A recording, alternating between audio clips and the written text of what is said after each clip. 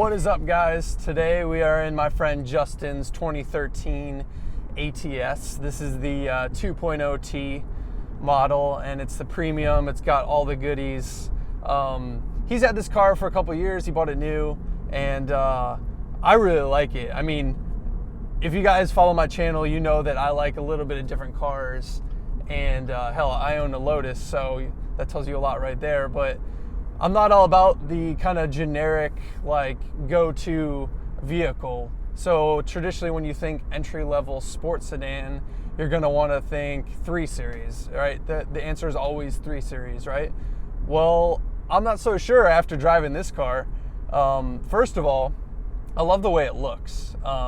It looks very sleek. This paint is, I don't know what the hell it's called, but it's got a ton of flake in it, and it's some sort of metallic black. It's just a really sharp car.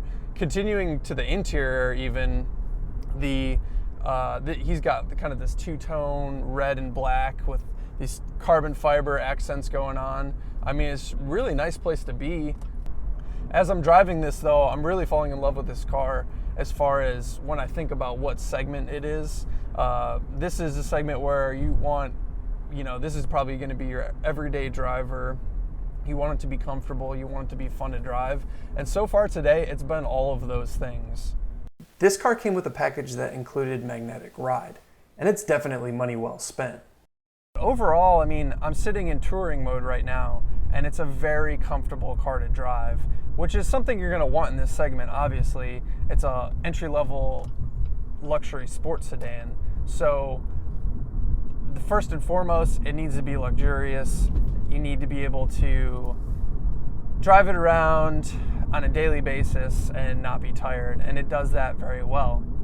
What's awesome about it, though, is that I can hit this mode button and go to sport, and immediately you feel the suspension get tighter, the steering weight changes a little bit, and overall, like, the throttle response and things like that also sharpen up. But it really transforms the car and becomes extremely fun to drive on some twisty roads. All right, so we finally got out of traffic and we're on a twisty road.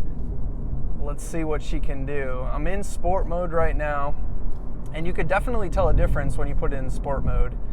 This thing, the steering gets a little heavier, the suspension gets firmed up a bit, and what's crazy is I'm on a relatively rough road, and it's not beating me up, but the car stays super planted. And the crazy part is, this is a Cadillac.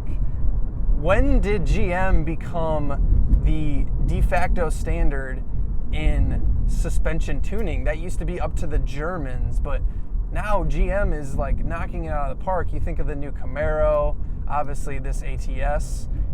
They handle fantastic. The steering feel is great. It's extremely accurate, and the ratio is very quick. It turns in eagerly, to say the least.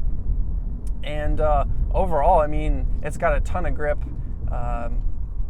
This car has Michelin Pilot Super Sports on it, so of course it has a ton of grip, but overall, like, really, really well-rounded package. I have to say, going from, the comfort of just cruising in touring mode and then flipping into sport and then hitting some back roads, just really, really enjoyable car to drive overall. I really like the seating position. I feel pretty low in the car, which is important for me. But all these things put together just give you a lot of confidence in this car, and you can drive it quickly and really have a good time doing it. The crazy part too is when you start thinking value. I only review used cars because I think used cars are the thing to buy. It doesn't make sense to me to buy a new car from a depreciation standpoint, and I think you can get so much more car in the used market. This is a slightly used 2013, and you can buy them for like low to mid 20s in like really good condition. This was a $50,000 car new, The engine in this car isn't exactly my favorite. It adequately moves the car, however, it just lacks soul. It sounds bleh, and, well, that's really about it. Things I don't like about this car are mainly This is an automatic. I would probably get a manual. This automatic is pretty good, but it's not like a dual clutch German automatic. It's a little more traditional in that sense. It does pretty much what you want it to do, but it does leave some things to be desired. It also makes some kind of weird noises when I was in manual mode. I also don't like non-buttons on the radio and HVAC. I could really go for just some hard buttons so you get that kind of tactile feel. This, I always find myself hitting it and I'm not sure if it actually knows what I want. So those are kind of nitpicks, but overall this is pretty fantastic.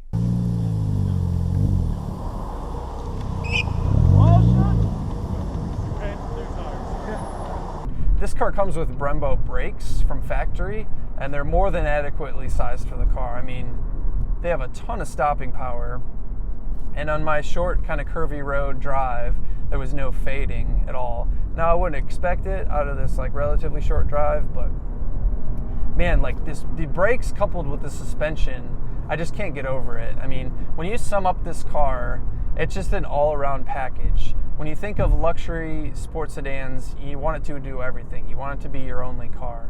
But this car does do that. It does it all. It's got the power that you need when you need it.